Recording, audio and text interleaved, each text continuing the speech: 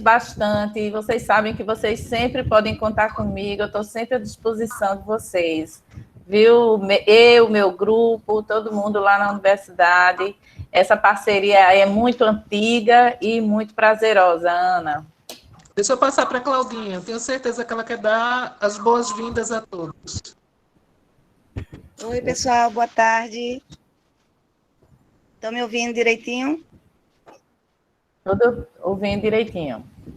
Então, é um prazer, né, ter aqui Dora Padilha, que está aí revolucionando as redes com o seu Educate, com esse grupo incrível que ela criou na Universidade Federal. E a gente, né, que foi aluno do Edumatec, tem muito orgulho de tentar trazer agora um trabalho bem inovador nesse momento de pandemia, trabalhar com os coordenadores dos laboratórios, os nossos multiplicadores e, principalmente, os nossos professores de sala de aula, com a proposta de metodologias ativas, que eu acho que vai ajudar bastante nesse contexto de um trabalho remoto, meu trabalho com a educação híbrida. E você, Dora, é muito inspiradora, como toda a equipe. Nós vamos poder ter alguns momentos com você aqui hoje, mas a gente sabe que você está organizando os cursos de metodologias ativas, tanto para o pessoal do DETEC, né, das UTECs, como também para algumas escolas. E, assim, não tem preço nesse momento a gente poder ter esse gostinho de estar em casa fazendo formação de qualidade. Muito obrigada, viu, meu amor? E a gente está aqui, esperando suas palavras inspiradoras.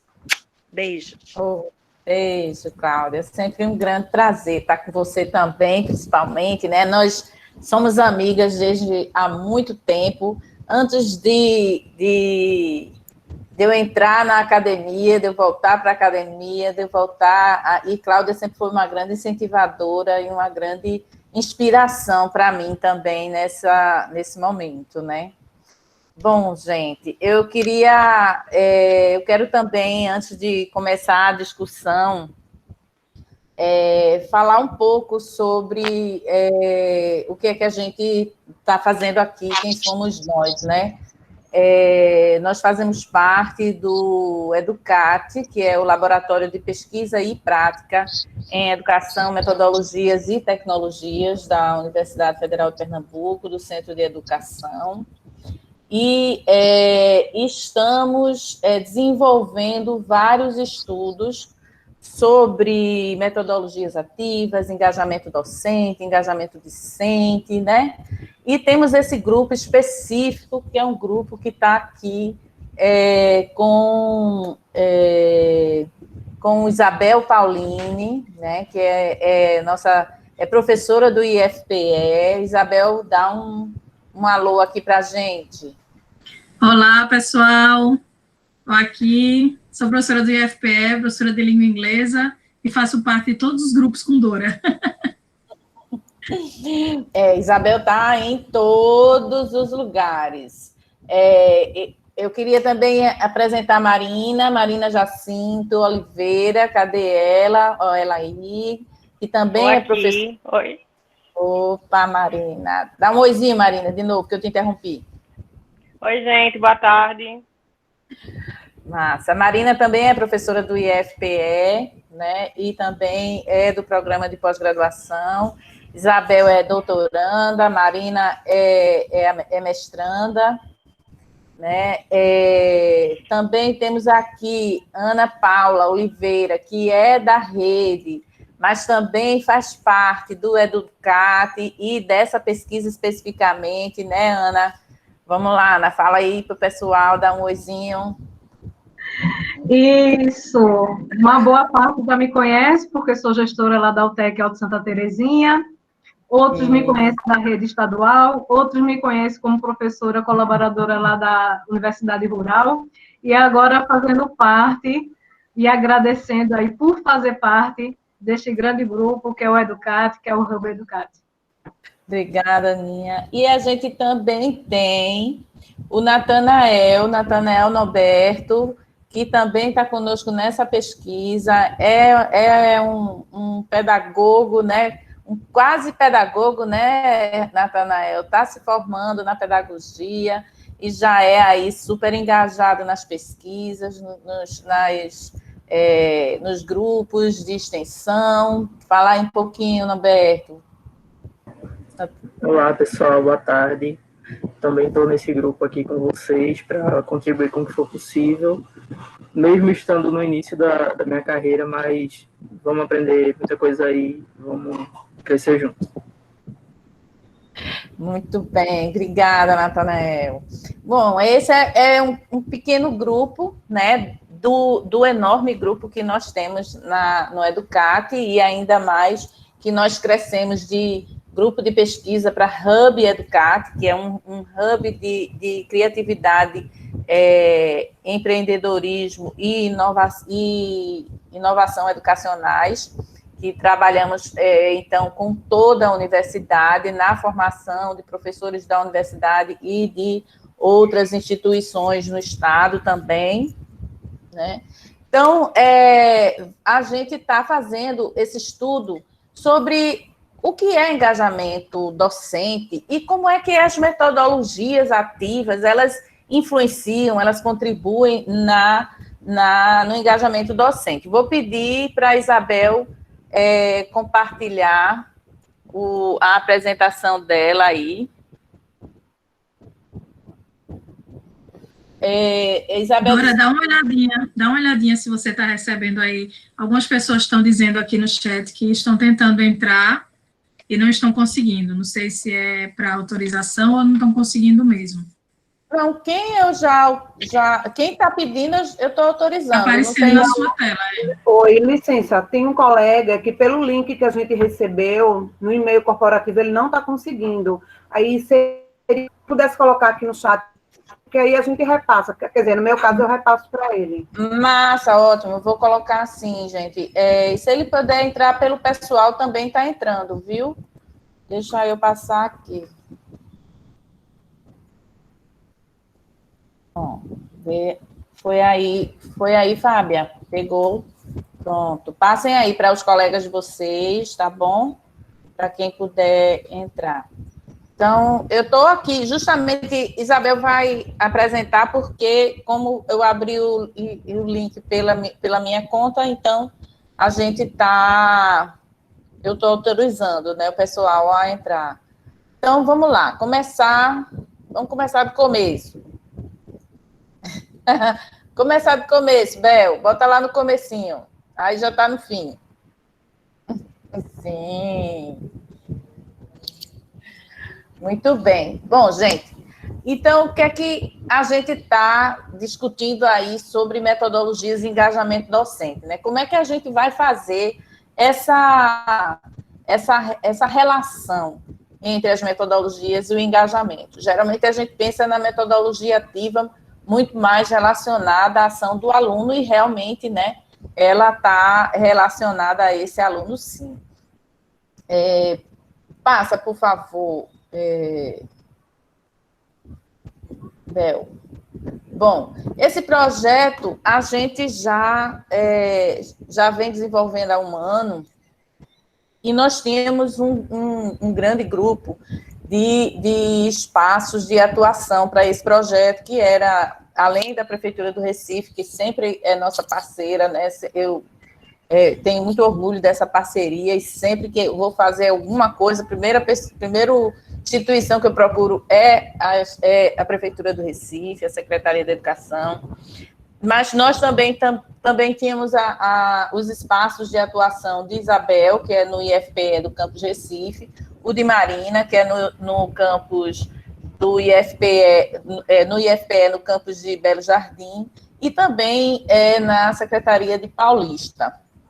Né? Só que quando nós fomos desenvolver mais profundamente o trabalho, e esse nosso trabalho ele tem uma parceria com a Columbia University, que é a Universidade de Columbia nos Estados Unidos, né? E com a Fundação Lehman. Então, os nossos tutores da Universidade da Colômbia acharam melhor a gente focar num espaço só. Então, a gente resolveu focar na Prefeitura do Recife, já que a gente já tem essa parceria de longo tempo, né? Então, a gente discutindo o que é metodologias, e eu tenho certeza que vocês todos aí já têm, mas isso a gente já sabe o que é metodologia ativa, né? Vocês já sabem o que é metodologia ativa? Tenho certeza que vocês estão, né, que vocês já sabem. Passa aí, Bel, por favor. Mas mesmo vocês já sabendo, eu trouxe aqui, né, nós trouxemos um conceito entre tantos outros conceitos de metodologias ativas, né? Para a gente poder inspirar outros conceitos, ou os nossos próprios conceitos sobre metodologias ativas, né? Pois é, minha gente, eu não sei por que o pessoal não está conseguindo entrar, não estou entendendo, não. Solicitar. Mas, de toda forma, como a gente disse, está online, ou está gravando, viu, gente? E a gente vai pedir para o pessoal, para depois deixar essa gravação disponível. Marina, se tu puder colocar de novo o link, o antigo, não esse que eu botei, mas o outro, para ver se tem alguma coisa a ver. Bom, mas vamos... Coloco sim. Obrigada. Então, vamos lá. Então, quando a gente fala em metodologia ativa, a gente está falando na metodologia que promove a ação do aluno, né? E não é somente uma ação comportamental, uma ação que a gente fala tanto hoje, de botar a mão na massa, de estar produzindo algo, de fazer protótipos, de fazer enquete, de fazer entrevistas, observações, de fazer maquetes, eu acho que já falei maquetes, né? Mas experiências de ciências, não é só isso, né? Para a gente envolver ativamente o aluno no processo de aprendizagem, ele também deve estar, principalmente, ativando o aspecto cognitivo, né? Então, esse aluno, ele tem que ler, ele tem que escrever, ele tem que perguntar, ele também tem que ouvir, né? A gente, às vezes, escuta, mas a gente não ouve, e os nossos alunos têm muito isso, e a gente precisa ativar, ajudar os nossos alunos a aprender a se concentrar, né? Existem várias atividades de concentração, de atenção, que a gente pode estar encontrando para desenvolver com esses nossos alunos, né? Então, esse aluno ele precisa estar discutindo, ele precisa estar ocupado em resolver problemas e desenvolver projetos. Sempre que a gente elabora ou pensa no planejamento, na aula da gente, em como a gente vai organizar a aprendizagem do nosso aluno, é importante que a gente pense que ação ele está fazendo, e não necessariamente que ação a gente está fazendo, né? Porque a gente organiza, em geral, a gente organiza o nosso ensino, né? E o que a gente precisa fazer é organizar a aprendizagem do aluno, né? Então, além dessas atividades práticas, procedimentais, né, o aluno também deve realizar tarefas mentais de alto nível. O que é isso de alto nível? A gente fala tanto, pede para o aluno analisar, pede para o aluno fazer uma análise crítica, mas será que a gente ensina esse nosso aluno a fazer uma análise crítica, né? Acho que há 12 anos, quando eu defendi o meu doutorado, foi sobre pesquisa na web. E era justamente sobre essa coisa de como é que o aluno pesquisa na internet e que estratégias mentais a gente pode propor para esse aluno pesquisar e pensar sobre o que ele está coletando de dados na internet, porque, na verdade, quando ele está na internet, pegando informações, ele está coletando dados, ele não está analisando.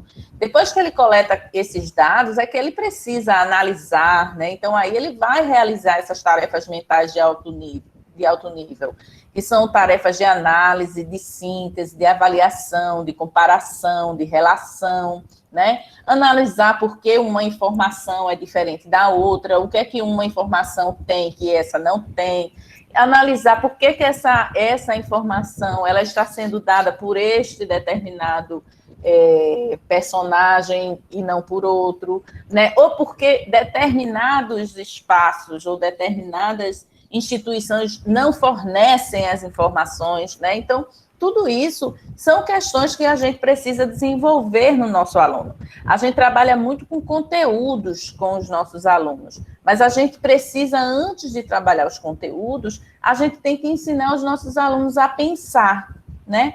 E pensar são justamente essas operações. São as operações cognitivas de relação, de síntese, de avaliação, de observação. Como é que se observa? Como é que eu posso observar? Por exemplo, essa semana eu estava com o meu... ajudando o meu neto a fazer uma tarefa, e no livrinho dele tinha uma imagem. E a professora queria que ele visse a imagem e respondesse as questões. Então, olha, a imagem responde as questões. Aí ele olhou a imagem, agora responde as questões. O que as pessoas estão olhando nessa imagem? Aí, veja, como foi que ela trabalhou a imagem com ele, né?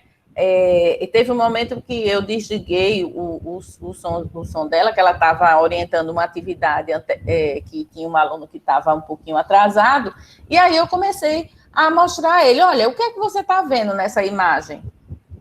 Aí ele, não sei. Eu disse, como você não sabe? Lembrando, ele tem 6 anos, está na alfabetização, né? Então, a professora está focada na questão da leitura, das perguntas, na escrita, das respostas, né?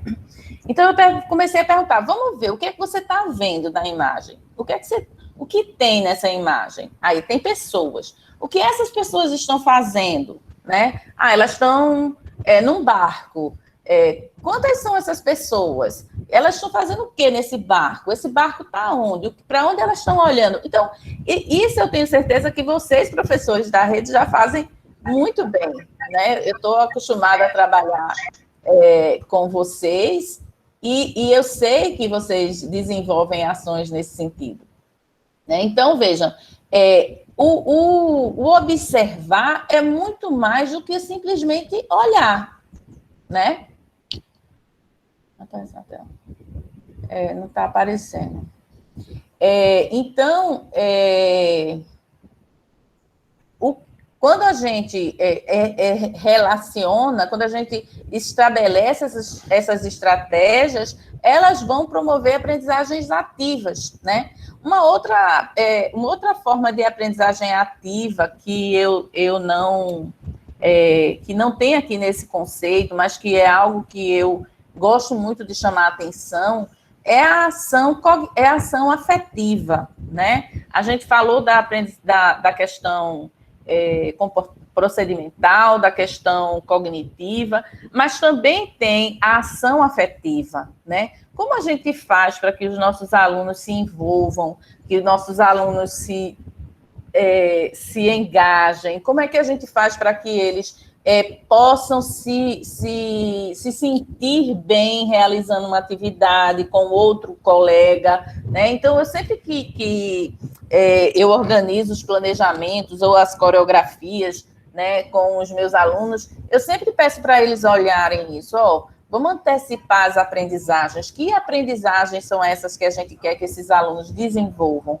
Aprendizagens cognitivas, aprendizagens afetivas e aprendizagens procedimentais, tá certo? Então, é importante que a gente leve esse aluno, que as atividades que a gente proponha levem esse aluno a fazer alguma coisa e, ao mesmo tempo, leve ele a pensar sobre essas coisas que ele está fazendo, né? Então, não é somente fazer uma atividade de ciências, uma experimentação de ciências, mas é fazer essa atividade pensando por que está acontecendo essas coisas, né? Então, esse é só um conceito, né? E como vocês viram, a gente pode ampliar esse conceito, né? E ver, esses são alguns autores que falam sobre isso, inclusive um conceito até já antigo, né? De 91 e de 96, né? Mas a gente precisa ampliar as nossas compreensões sobre a educação, sobre metodologias ativas. Passa, Bel, por favor.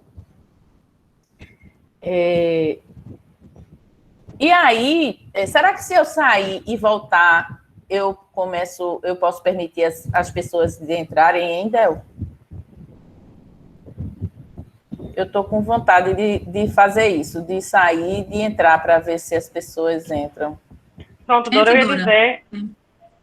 Fala, Bel. Gente que não muda nada, não. Pode tentar sair e entrar de novo para ver se é alguma coisa que está acontecendo. Ô, Dora. Dora? Acho que ela tentou sair para voltar. Porque o problema é que as autorizações, gente, não estavam aparecendo para ela. Porque as autorizações, elas aparecem na tela. Então, se ela tocar, não estava aparecendo para ela. Então, deixa eu ver se ela está indo e voltando, se ela consegue autorizar vocês. Mas, de qualquer forma, como eu estava falando no chat, esse encontro está sendo gravado, não é, Bel? E aí a gente vai disponibilizar. Então, os colegas que, porventura, não conseguirem entrar agora, eles vão ter acesso ao encontro completo já. Então, assim, só para a gente não ficar, só vai ficar o tempo todo nessa. Deixa o povo entrar, deixa o povo entrar. Deve ter sido erro do Meet, viu, gente? Porque ontem eu estava dando uma palestra e eu fazendo a apresentação ao mesmo tempo e eu conseguia ver, porque apita para a gente e aparece na tela. Então, não tem como a gente não aceitar, entendeu? Era essa sugestão que eu ia dizer, porque é muito ruim quem está apresentando controlar as permissões, porque às vezes atrapalha até a dinâmica da palestra. Aí seria bom outra pessoa ficar auxiliando ela, né? Mas sou eu que estou apresentando. Eu estou apresentando e ela... então ok, ótimo. Oi, Isabel e Marina. Quando eu entrei pelo link que ela enviou para a gente divulgar no CETEC, no grupo de coordenação e no NUP, a gente entra tranquilo. Agora, que vem pelo e-mail do Supla, né? Gente, pronto, eu criei. Vital está dizendo isso, né? Que já faz um minutinho que eu estou aqui autorizando todo mundo. Conseguiu, deu certo, que bom. Quem cria o link é quem autoriza. E como eu criei pela universidade, né, pelo meu e-mail da universidade, é por isso que acabou ficando assim. Mas realmente são coisas que a gente vai aprendendo, né? E vai, tá vendo? Tá todo mundo chegando. Mas, Bel, põe aí que a gente vai continuando. Será que se botar a apresentação para de chamar? Não, né? Não, para não. Agora tudo apareceu, até a apresentação. Muito bem.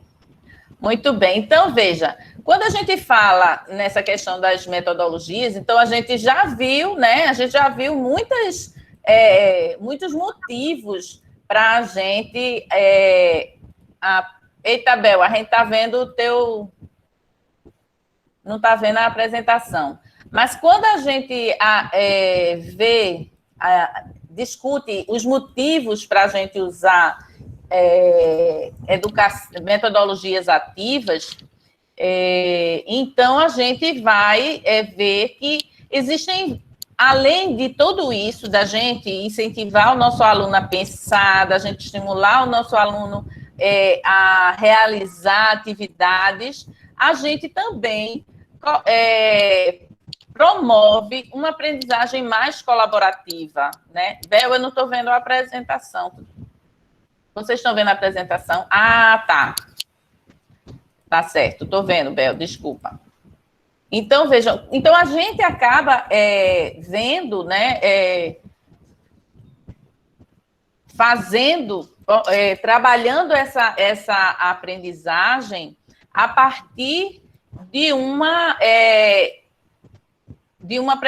aprendizagem mais colaborativa, né? Essa aprendizagem, ela se torna mais colaborativa, na medida em que a gente também trabalha com os nossos alunos a promoção desse engajamento e o protagonismo deles, né? Então, uma metodologia ativa vai provocar mais colaboração, mais engajamento, né? E, consequentemente, também mais protagonismo desse aluno. Passa, por favor, Bel. Então, a gente agora vai fazer um levantamento aí com vocês, né? A gente quer saber de vocês se vocês utilizam a metodologia ativa, certo? E, para isso, eu vou ter que apresentar, apresentar aqui a minha tela, tá certo? Vamos lá. Vocês vão entrar nesse site que tem aí, que vocês estão vendo, que é o site mente.com, e vocês vão escrever aí justamente isso. Vocês são professores colaborativos? Deixa eu ver aqui.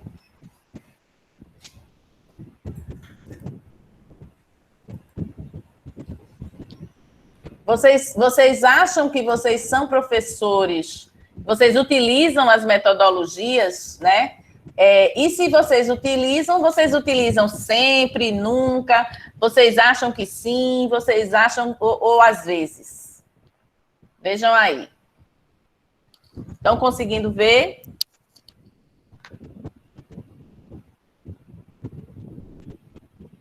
Sempre. Olha aí, tem professor que usa sempre metodologias ativas.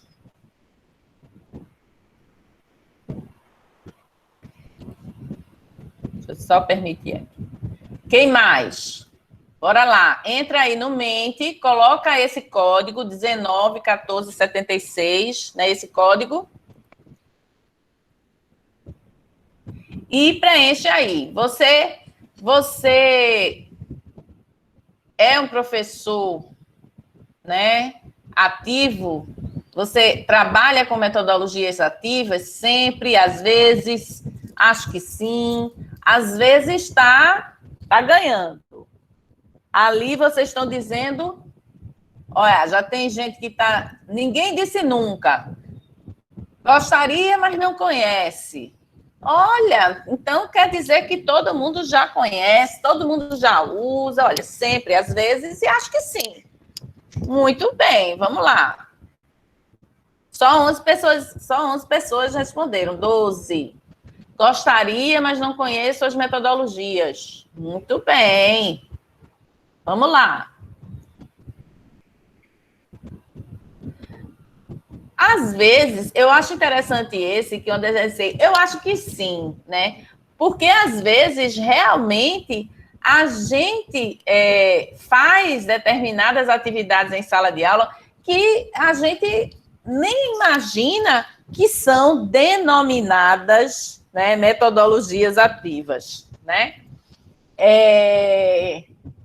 Algumas coisas, inclusive, nem nome tem, mas se você bota seu aluno para pensar, às vezes uma aula expositiva dialogada, ela permite mais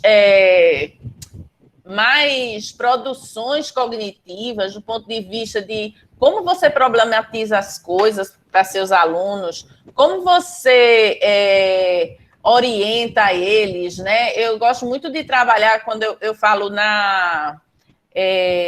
com a metodologia da pergunta, né? Com a pedagogia da pergunta, como o Paulo Freire chama, que é justamente esse fato de você estar, né, questionando o aluno, problematizando com ele, mostrando a ele como pensar, né? Vamos analisar, não sei o que aconteceu aqui. vamos analisar, vamos pensar, vamos relacionar e fazer isso junto com ele, né? Então, vejam que a maioria dos professores aqui, ainda tem gente chegando, legal, e eu estou autorizando. Então, a maioria das pessoas aqui dizem que utilizam, sim, metodologia às vezes. Depois, em segundo lugar, está sempre. Em terceiro lugar, está acho que sim, né? E em quarto lugar, gostaria, mas não conheço. E quinto, nunca. Ou seja, a gente já tem professores, né? A maioria dos professores que utilizam, sim, essas metodologias ativas. Que legal! Então, vocês têm, né, muitas informações, inclusive, para trabalhar com a gente. Então, agora, a gente vai entrar de novo no Mente, tá certo? A gente vai continuar nessa atividade aqui, só que agora, já que a maioria diz que usa, ou sempre, ou alguma vez, ou quase sempre, né? A gente quer saber que metodologias vocês usam, tá certo? Agora eu quero saber quais são as metodologias que vocês usam. Já tem muita gente aqui que está colocando coisa no chat que eu estou vendo, né? Entra de novo lá no Mente e coloca lá o código de novo, 19, 14 e 76. Agora vocês vão dizer quais metodologias ativas vocês utilizam, certo?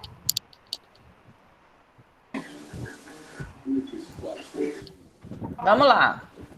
PO, que metodologia ativa é essa? No meu caso, eu sempre trabalho com projetos que partem da iniciativa dos alunos. Então, eu estou sempre trabalhando com um projeto próprio deles. Ah, massa. Vou colocar aqui o código de novo no chat. Isso, a Natanael já botou, massa. Obrigada, Natanael. O código está aí, Cláudia. Valeu. Massa. Quem mais quer falar? Snowball, problematização, resolução de casos, modelagem. Que massa. Olha a Amélia chegando. Eita, aqui ninguém chega sem eu saber não, viu? E ainda mais que eu conheço muita gente. Gamificação. Olha aí, muita gente trabalha com gamificação e projetos. Vejam, nessa nuvem de palavras, quanto maior ficar o nome, é a metodologia mais citada por vocês, tá certo? Então, vejam aí que a gente tem a sala de aula invertida agora como uma das maiores, né? Agora, projetos, né? Projetos, sim, a prefeitura trabalha muito com projetos, isso aí, como vocês sabem, eu já fui professora da rede, né? Então, eu conheço e também já fui diretora de capacitação junto com Cláudia.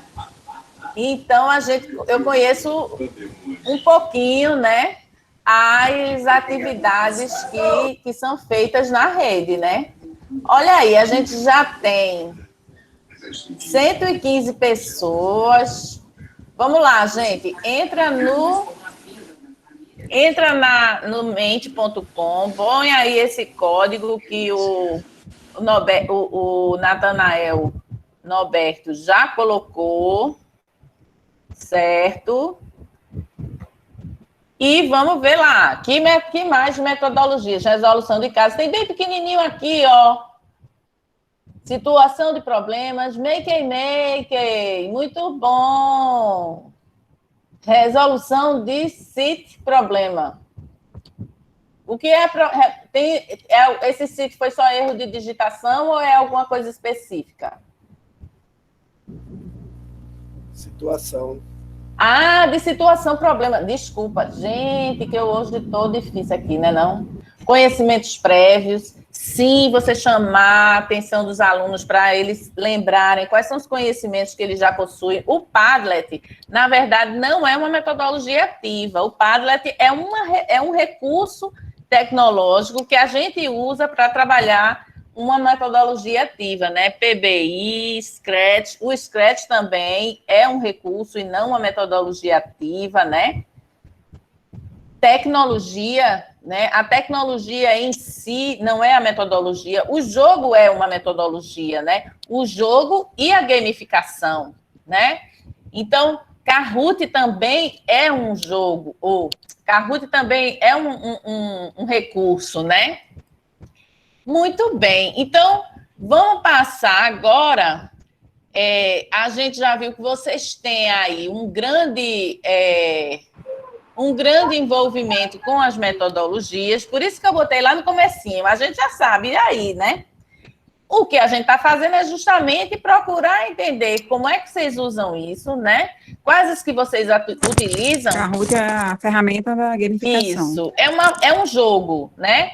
Agora, a gamificação é você usar as mecânicas do jogo para uma situação que não é jogo. Por exemplo, quando eu faço as atividades na sala de aula, que eu peço para os meus alunos resolverem uma situação, né? Aí a gente vai ver como as metodologias elas acabam se envolvendo, né? Se integrando. Ele resolveu uma situação, e ao resolver essa situação, ele vai ganhar uma pontuação. Eu estou aí usando algumas mecânicas de jogo. Eu estou dando um desafio, eu estou provocando uma competição, estou provocando a resolução de um problema. Essas são as mecânicas do jogo, né? Todo jogo tem regras, isso é uma mecânica de jogo.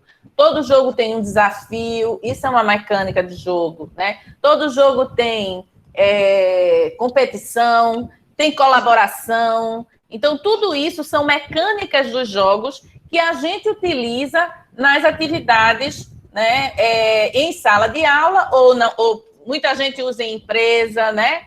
Mas eu não vou dar aula aqui de gamificação, né? Por exemplo, só para pensar como vocês veem que todo mundo faz isso, assim, mais ou menos. Quando quem gosta de comer em determinados restaurantes, tem aquele cartãozinho de fidelidade, né? E naquele cartãozinho, toda vez que você vai lá, eles marcam. E quando você completa 10, aí você ganha um almoço grátis. Isso é uma gamificação, né? É uma mecânica do jogo que eles estão usando para a gente ser fiel àquele grupo, né? Então, voltando para a nossa discussão aqui, eu vou deixar... Ô, Bel, eu vou começar a apresentar aqui, que eu acho que a gente já está, né, mais da metade. Mas não é possível, só porque eu falei, alguém chegou. Dora, oi. Dora, a gente está aqui com a nossa diretora-geral do CETEC, ela quer dar uma palavrinha com você, a Jurema. Oi, Jurema, bom dia, boa tarde. Vamos lá, fala, Jurema.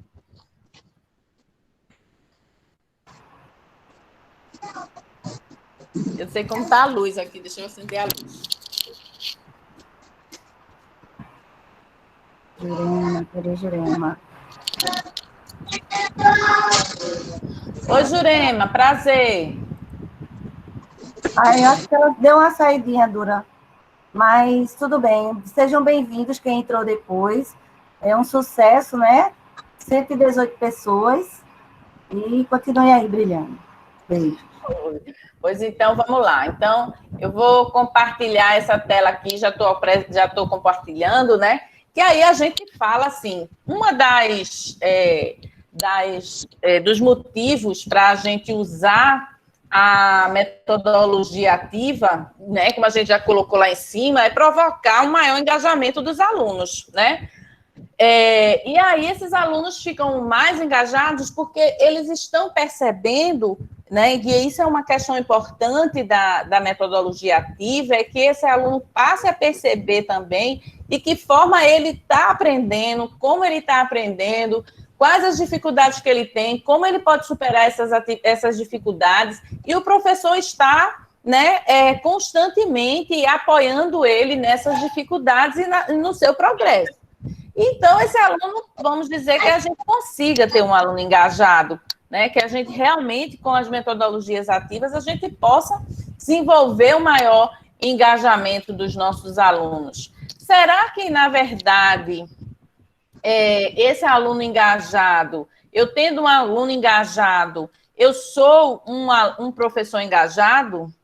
Vocês se consideram professores engajados, né? O engajamento estudantil, aí vamos pensar primeiro, o que é que a gente está chamando de engajamento estudantil? Engajamento estudantil é um conceito pouco trabalhado aqui ainda no Brasil, tá certo? Mas, de toda forma, já tem alguns estudos, sim, além do nosso próprio grupo, que desenvolve estudos sobre engajamento estudantil, tá? O engajamento estudantil é o envolvimento do estudante com a escola, de forma afetiva, cognitiva, comportamental e agêntica. Então, vamos pensar assim, o que é essa dimensão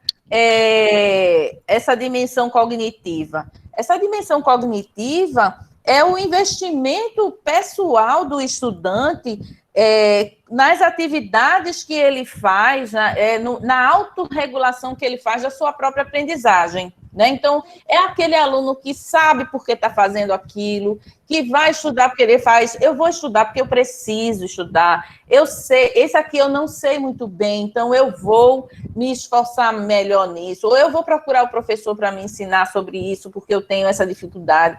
Então, é um professor que ele um professor, digamos, um aluno que tem essa clareza, né, sobre a sua própria aprendizagem, ele tem a sua compreensão sobre si mesmo e sobre a escola e os seus colegas e a importância disso para a sua aprendizagem. Já a dimensão emocional, tá, é aquela dimensão que está relacionada à reação dos alunos em relação ao seu processo de aprendizagem, ao seu progresso, a como ele se relaciona com seus alunos e seus professores. Será que ele ele gosta, né, de estar na escola, ele gosta do professor, ele gosta dos seus colegas, ele consegue se envolver com seus colegas, né? Esse envolvimento emocional, né, afetivo, que muitas vezes a gente descarta, a gente não considera muito, né? Ele é muito importante para a aprendizagem, né? Para esse envolvimento do estudante. A gente que é um aluno engajado, a gente tem que engajar ele dessas formas, dessas 4 formas. Embora nem sempre a gente consiga todas as formas, né? O engajamento comportamental é aquele em que as ações e as práticas direcionadas à escola e à aprendizagem, né, incluindo as condutas que esse aluno tem em relação aos trabalhos que ele faz na escola, fora da escola, né, o empenho que ele tem em realizar as atividades, o empenho que ele tem em conseguir boas notas, né? Se ele participa das atividades curriculares, extracurriculares, né? A gente também pode ver que, às vezes, existem ausência de comportamento, ou seja, o aluno ele é, né, passivo, ele não é aquele aluno que está buscando desenvolver as atividades. Então, tem esse engajamento comportamental, né? Que quando o aluno ele quer fazer, ele está fazendo, ele está buscando participar das atividades, né? Ele se esforça para isso. Às vezes os pais não deixam, mas aí ele vai lá, professor, por favor, fale com minha mãe para eu ir, não sei o quê. Então, esse é um aluno que está querendo, né, ser um aluno mais participativo, mais presente, né, nas atividades. E o engajamento agêntico, né, é aquele engajamento que tem relação com a percepção que o aluno tem sobre ele mesmo e sobre a relação dele com a escola, com os alunos, né? Como é que ele se vê como agente diante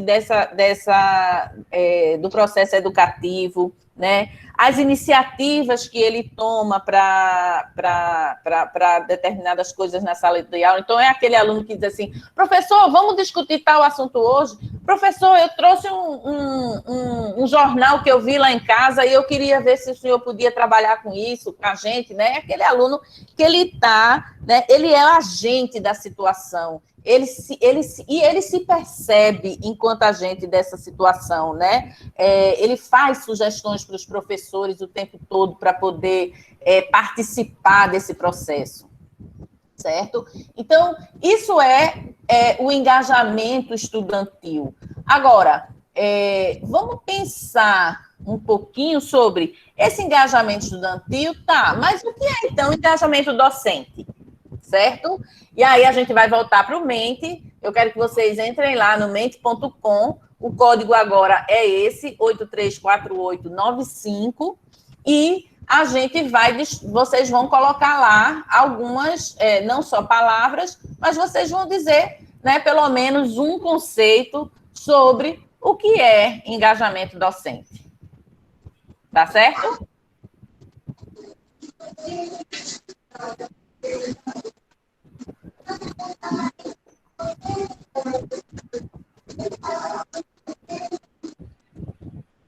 O código é esse, 834895.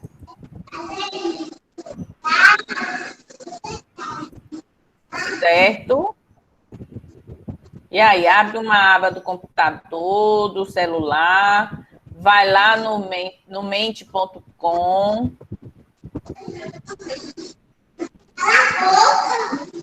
Aí, ainda tem gente chegando, viu? Eu estou conseguindo fazer as duas coisas, tá vendo, Bel?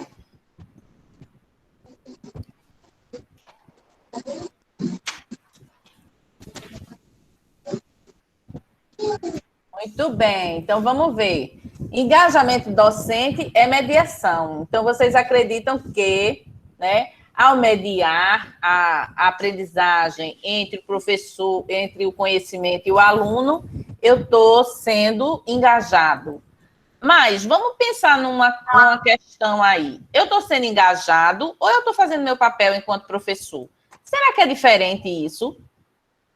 Será que eu estar exercendo a minha ação, minha atividade de docência, eu estou sendo engajado ou eu estou cumprindo a minha função? Compromisso com a aprendizagem é engajamento docente, né? Eu acredito que é preciso ter, sim, compromisso. Ao ter compromisso, você está engajado, né? Aqui, muita gente está colocando compromisso, intervir, ser inovador, sim. Porque quando você tá sendo inovador, né? Você está, de certa forma,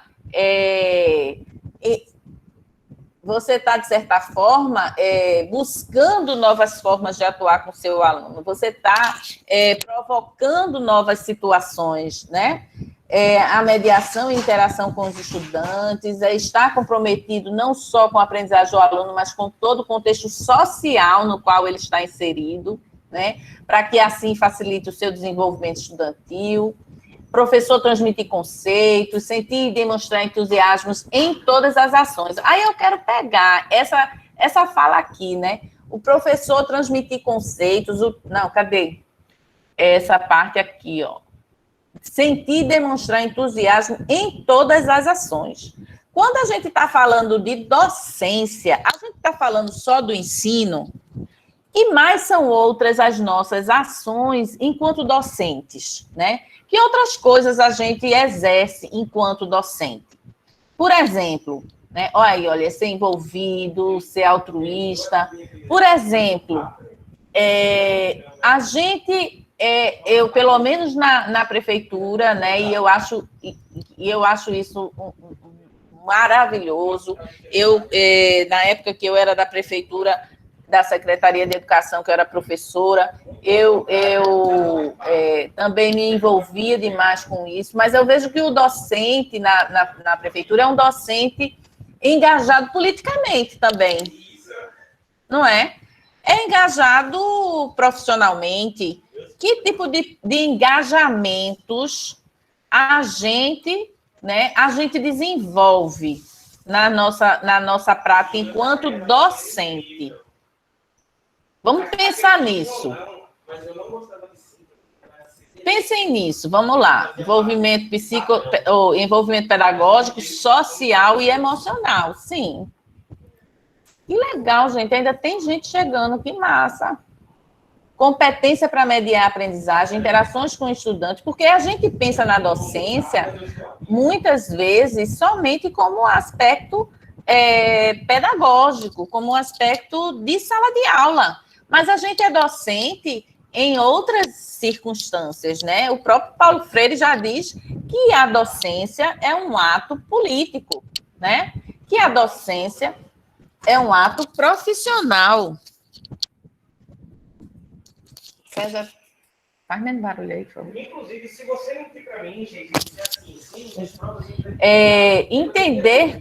entender-se como ator dos processos desenvolvidos na escola. Isso. Ser um mediador da aprendizagem.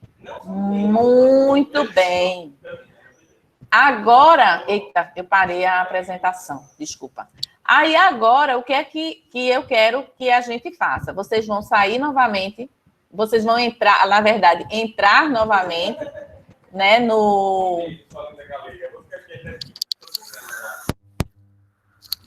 Vocês vão entrar novamente no Mente, tá certo? E vocês vão agora responder a uma outra pergunta. A pergunta é... Deixa eu ver aqui. É aqui. Ops. Não. A pergunta é essa aqui. O que é que você precisa para ser engajado, para ser um professor engajado? Certo? O que é que você precisa para ser esse professor engajado? O que é que está faltando para você se engajar mais na aprendizagem de seus alunos? Ou na aprendizagem de seus alunos, não, na sua atuação docente, né? Vamos pensar assim, né? Tá certo? Vamos lá. O que é que a gente precisa para ser um professor engajado? Além da gente se engajar com as aprendizagens dos nossos alunos, que outras coisas a gente precisa para ser um professor engajado? A gente precisa de incentivo, isso mesmo. Porque para ser engajado, é uma coisa que eu sempre digo muito ao pessoal quando a gente discute engajamento estudantil, né? Eu digo assim, tá, a gente está discutindo o engajamento estudantil. Quem é que engaja o aluno? É o professor, massa. E quem é que engaja o professor? Ou o que engaja o professor? Né? Reconhecimento engaja. Inspiração, estímulo, a gente já viu, né? A empatia. Alguém se colocar no lugar do professor. Né? As pessoas precisam se colocar no lugar do professor. A gente tem visto isso, a gente viu até numa brincadeira, numa piadinha um dia desse, né? Os pais na janela batendo palmas, e o menino pergunta, o que é que vocês estão fazendo? A gente está batendo palmas para os seus professores, porque só assim para as pessoas reconhecerem a importância do professor, não é? E o trabalho que o professor tem, né? É preciso ter compromisso, sim, para ser um professor engajado, é preciso ser colaborativo. O engajamento também exige essa relação com o outro, né? Esse estar junto do aluno, estar junto dos nossos próprios colegas, né? Ao invés de a gente julgar os nossos colegas, a gente tem que ajudá-los, porque a gente sabe que eles estão vivendo em situações iguais às nossas, né? Então, a gente tem que estar junto do nosso colega e dos nossos alunos, e não estar julgando ou recriminando os nossos colegas. Tem aquele professor que a gente sabe que às vezes não se envolve, que às vezes, né, a gente tem um trabalho danado para organizar uma atividade na escola, uma atividade colaborativa com outros professores, e você vê que tem aquele que não sai do canto, que não ajuda, que não quer nada, né? O que é que a gente faz? A gente vai lá e e paga na mesma moeda, né? A gente vai lá e tu também não ajuda ele em nada. Também agora ele vai ver. Não, eu vou lá e pergunto ao fulaninho, a gente está fazendo um trabalho tão legal, ia ser tão bom que você participasse, né? A gente tem que ter isso. E isso é ter empatia, como vocês falaram. A gente fala tanto em empatia, a gente fala tanto em amor, em relações, né, saudáveis, em relações amorosas. Eu estou falando do amoroso, não em relação à questão, né, de parceiro sexual, essas coisas, mas de amor em relação ao ser humano, ao outro, né, que eu acho que a gente precisa estimular mais em nós e nos outros, né, e especialmente nos nossos alunos, para a gente ter uma sociedade melhor. Ética é fundamental, né, atualização profissional é fundamental, né, para a gente ser um professor mais engajado, né? Comunicação, uma boa comunicação é essencial para a gente ter um trabalho, né, bem organizado, bem valorizado, né? Coragem, gente, como é preciso coragem, né? É preciso a gente ter muita coragem. E valorização, reconhecimento. Olha, vejam só, valorização, reconhecimento, motivação e empatia foram as principais questões que vocês colocaram nessa pergunta do que é que a gente precisa para ser um bom profissional, um bom... Menina, ainda tem gente chegando, vocês acreditam? Né? Para ser um bom profissional, né? Então, vocês já estão aqui vendo a tela do computador já, né? Então, vejam, vocês já responderam ali o que é que a gente precisa e para que a gente precisa ser um professor engajado, né? A gente falou que para a gente ter um aluno engajado, por que é importante ter um aluno engajado? É importante ter um aluno engajado porque ele vai colaborar mais um com o outro, ele vai aprender mais, ele vai ser mais protagonista, ele vai ter uma aprendizagem mais significativa, tudo isso. Mas para que a gente quer ser um professor mais engajado?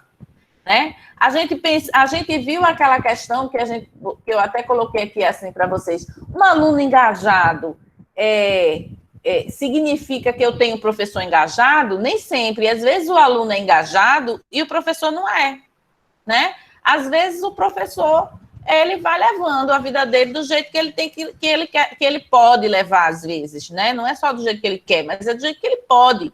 E às vezes a gente está engajado porque não é porque a gente não queira. É porque, como aquelas respostas que vocês disseram ali, falta comunicação, falta empatia dos outros, falta compromisso dos outros também, né? Então, eu preciso que a gente conheça mais isso de perto, né? Que a gente tenha clareza dessas coisas.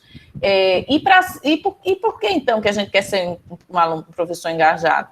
Porque se a gente for um professor engajado, a gente vai engajar os nossos alunos. Como eu disse antes, eu estava dizendo, eu disse justamente, quem é que engaja o professor, né? E quem é que engaja o aluno? É o professor. E se o professor não estiver engajado, né, ele não vai engajar o seu aluno.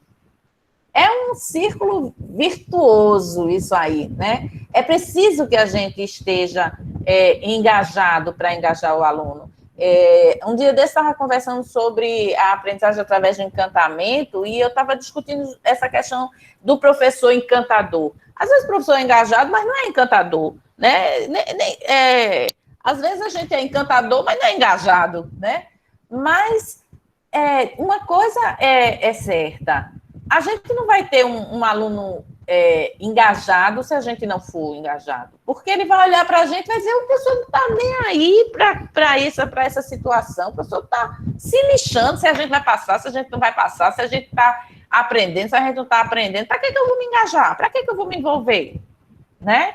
Então, é preciso, sim, que a gente seja engajado. A gente pode não ser aquele professor nota 10 em todos os momentos, e não é porque a gente não queira, é porque as condições realmente são difíceis. As condições mais próximas, né, as condições da escola, as condições do Estado, as condições da rede, as condições do país, nem sempre são as melhores condições. Às vezes são as condições que podem ser, né, e não as condições que nós gostaríamos que fossem, né? Então, é preciso que a gente sempre pense muito nisso, sobre está engajado para ser aluno, para ser um aluno, para ter um aluno engajado. E com os alunos engajados, eles vão aprender mais, eles vão estar mais envolvidos com a escola, mais envolvidos com a aprendizagem deles, eles vão estar mais, eles vão ser mais agênticos, né? Eles vão ser mais pessoas envolvidas com o outro. Então, é por isso que a gente, né, a gente está estudando a questão do engajamento docente, porque é preciso que as pessoas invistam mais, né, nisso que vocês colocaram aqui, no que a gente precisa para ser um professor engajado, né? É preciso que a gente seja mais valorizado. Ops, mudei aqui. É preciso que a gente seja mais valorizado, é preciso que a gente tenha reconhecimento, que a gente tenha empatia das pessoas, né? Que as pessoas tenham empatia com a gente, né? É preciso que a gente tenha, é preciso que a gente goste da profissão, sim. E aí eu vou contar um segredo para vocês, né? Que eu fui professora da rede. Por que eu saí da rede, né? Eu era professora concursada e tudo. E aí chegou um momento que eu disse assim, poxa, eu não sei trabalhar com criança. Eu não tenho competência para trabalhar com criança. Eu gosto de ensinar, eu gosto de estar na sala de aula, eu gosto de estudar, eu gosto disso que a gente está fazendo, mas eu não tenho competência com criança, não tenho. Então, o que foi que eu fiz? Eu pedi exoneração e fui investir numa carreira para ser professora universitária, porque é onde eu consigo, onde eu tenho mais, né? Eu pelo menos acho que tenho um pouco mais de competência. Então, acho que a gente precisa reconhecer os nossos limites também, né? A gente precisa saber que... E todo mundo me recriminou, porque diz assim, você vai deixar um emprego garantido para o resto da vida. Mas eu vou fazer o quê, né? O compromisso que eu tenho com os meus alunos, né? De ser uma professora comprometida com eles, de ser uma professora que gosta do que faz. Então, eu acho que é por aí que a gente precisa, né, trabalhar, desenvolver o nosso trabalho, para a gente poder engajar os nossos alunos, né? E aí? Deixa eu ver aqui. Eu acho que a gente chegou, né, pelo menos no final das nossas apresentações. Eu queria ver se vocês querem falar alguma coisa. Oba, Pedro, que massa! Adorei essa sua sugestão aqui, viu? Vou copiar e vou depois procurar testar isso. Isabel, Marina, Cláudia, Ana Paula, alguém quer falar alguma coisa? Acho que tem pergunta, Dora. Tem uma pergunta aqui sobre a pedagogia do encantamento no online, se também passa pelas metodologias ativas. Ah, sim. Veja, a abordagem da aprendizagem através do encantamento, ela passa, sim, por uma metodologia ativa, porque ela tem até os passos, ela é muito próxima da aprendizagem através da descoberta, porque ela tem os passos de você poder começar a se envolver com conteúdo, que é o professor criar o interesse, né, produzir, estimular o interesse do aluno pelo que ele vai fazer. Tem a outra etapa, que é até a etapa da curiosidade, que é justamente essa primeira, né, de você estimular essa curiosidade. Tem a outra que é você fazer com que o aluno ele experimente, ele produza. Então, sim, a abordagem através do encantamento pode ser, sim, considerada uma metodologia. Eu considero muito mais como uma abordagem, né? mas o professor Marcos, que trabalha muito bem com essa abordagem, ele considera uma metodologia. Essa semana, justamente, a gente teve uma conversa sobre isso, e ele disse que sim, que era uma metodologia, não foi, Bel? Bel, não sei se Bel estava, Marina estava nessa conversa. Nessa eu não estava, não, mas eu já ouvi ele falando na disciplina, mais ou menos, um pouco sobre isso. Dora, também perguntaram aqui se esse material, se algum desse material vai ser disponível e como seria disponível esse material para o pessoal. Ah, massa, vou fazer o seguinte, a gente tem o e-mail de todos os inscritos, né, e a gente pode passar para os inscritos tanto os slides, como também os resultados do Mentimeter, tá certo? Aí a gente pode passar. Oi. Então, a gente está aí nessa rede de aprendizagem criativa, que muitos de nós que estamos aqui, você convidou, né? Maravilhoso estar trocando, interagindo, compartilhando com todo mundo do Brasil todo.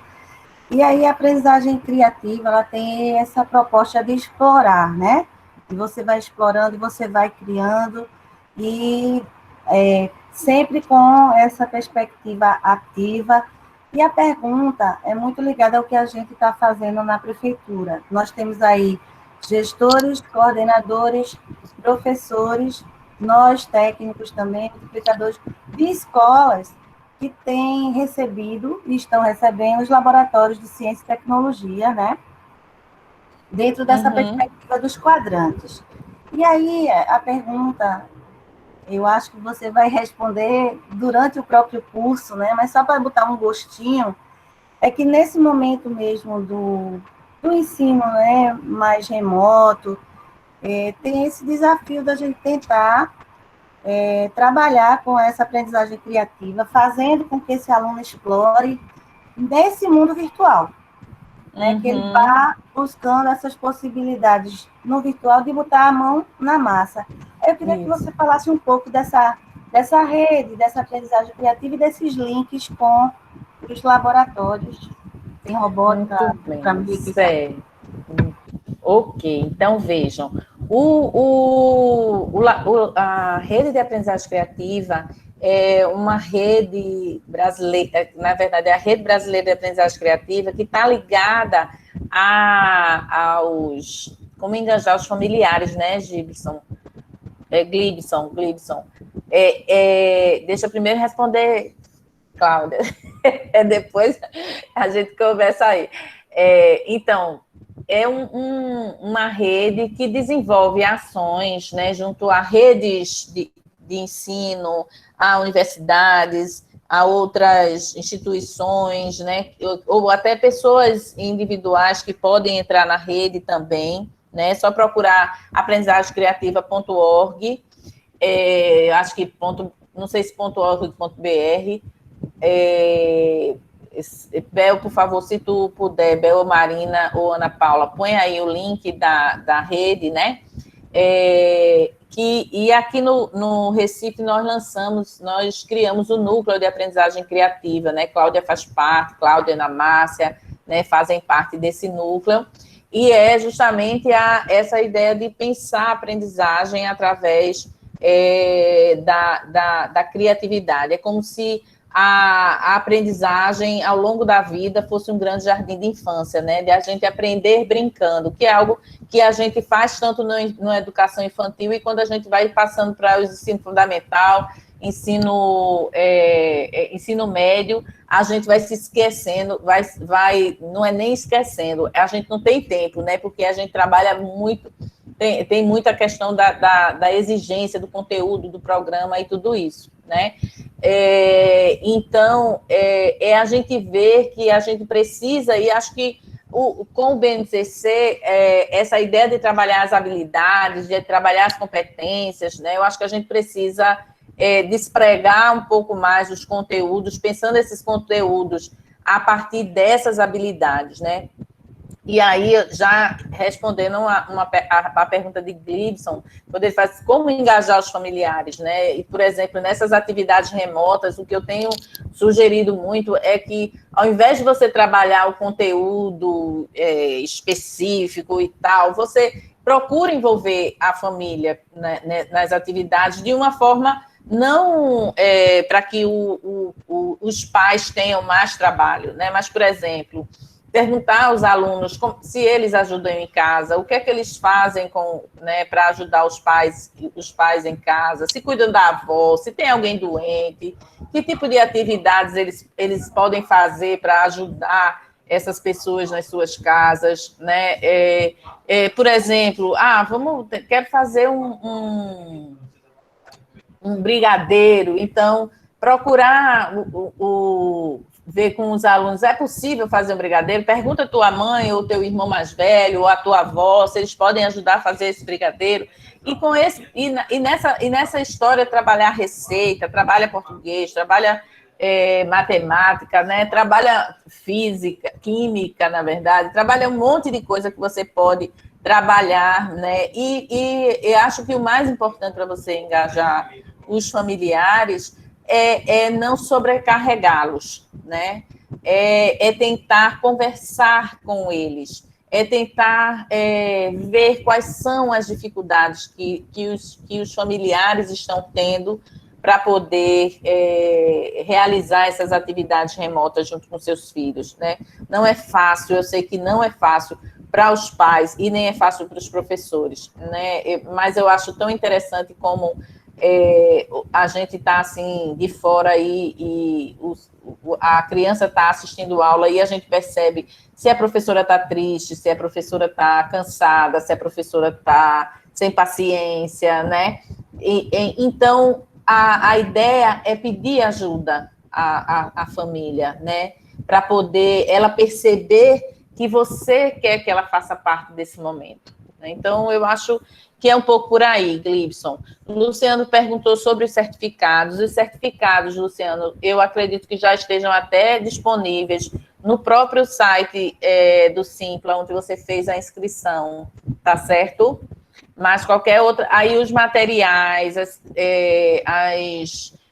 tanto os slides como os resultados do Mentimeter e o material sobre educação, de aprendizagem através de encantamento, a gente vai mandar por e-mail para todo mundo, tá bom? Eu acho que agora a gente pode encerrar. Já estourou o nosso tempo, né, Dora? Já estourou um bocado, né? Mas a gente vai ter outras oportunidades. E vocês sabem que sempre que vocês precisarem, a gente está à disposição para conversar. Dora, mas quando a conversa é agradável, corre esse risco mesmo, né? Da gente ir esticando a corda. Não é, Ana? Agora mesmo, quando você começou com esse discurso, eu ia trazer para você, assim, né? Você falou das competências gerais da BNCC, né? Que eu acho que elas estão muito bem montadas nos 4 pilares da educação, que já tem 20 anos. Então, a gente só está desdobrando isso, né? E agora a gente chegou no momento que a gente vai precisar desdobrar de fato. Porque o ensino híbrido está aí, né?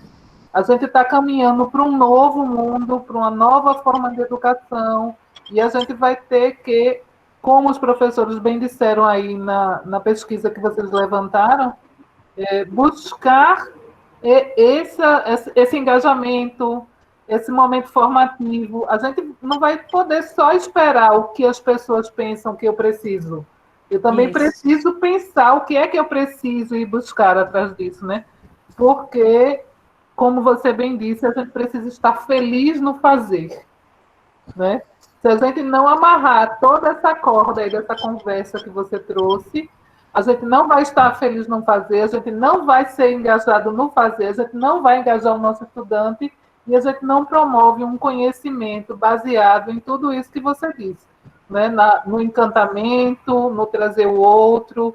Eu lembro que eu só me apaixonei por literatura na universidade porque minha professora era extremamente apaixonada e acabou trazendo engajamento, né? Mas, Dora, Isso mesmo, Ana. Antes de Ana encerrar, viu, Dora? Nós já temos aqui muitos pedidos para novas turmas, porque você sabe que as 2 turmas estouraram, né? Né? A gente viu. Aquelas vagas e você recebeu com bem mais.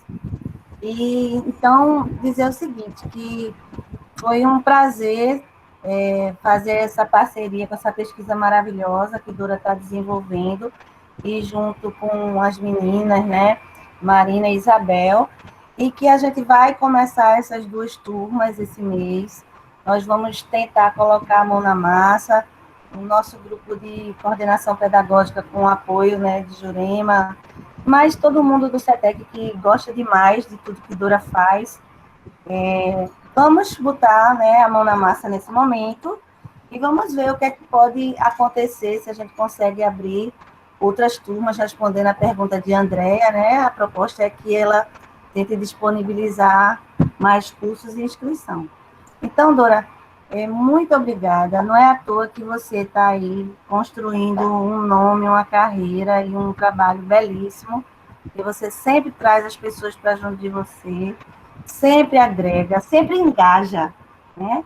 Engajamento é isso, é você, na sua simplicidade, na sua objetividade, trazer tantos elementos incríveis, que vai além da tecnologia, vai além da metodologia, porque é a pedagogia, essa é a sua, teu amor, né? Que é a pedagogia. Então, muito obrigada. Olha,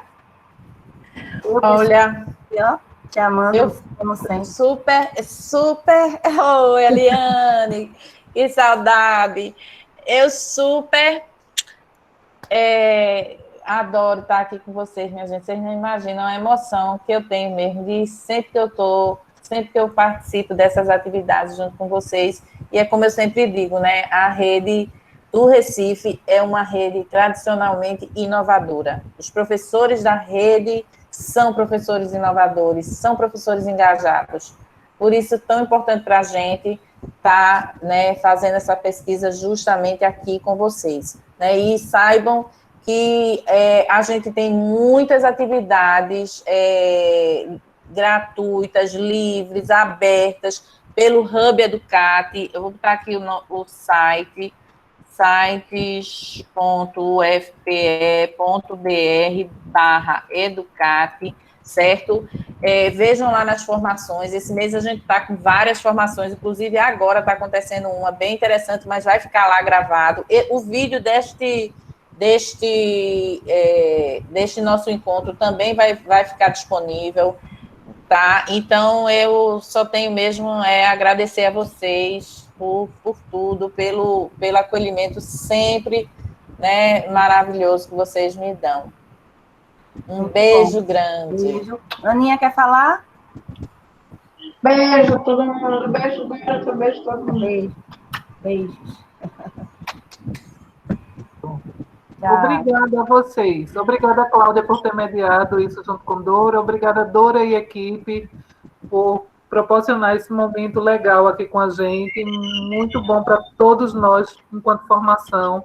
Obrigada aos professores, gestores, técnicos, né, que estiveram junto com a gente, que acreditaram e que vão levar a proposta adiante, com bons resultados para a rede. Excelente. Parabéns pelo trabalho. Parabéns a vocês. Maurinha, beijos.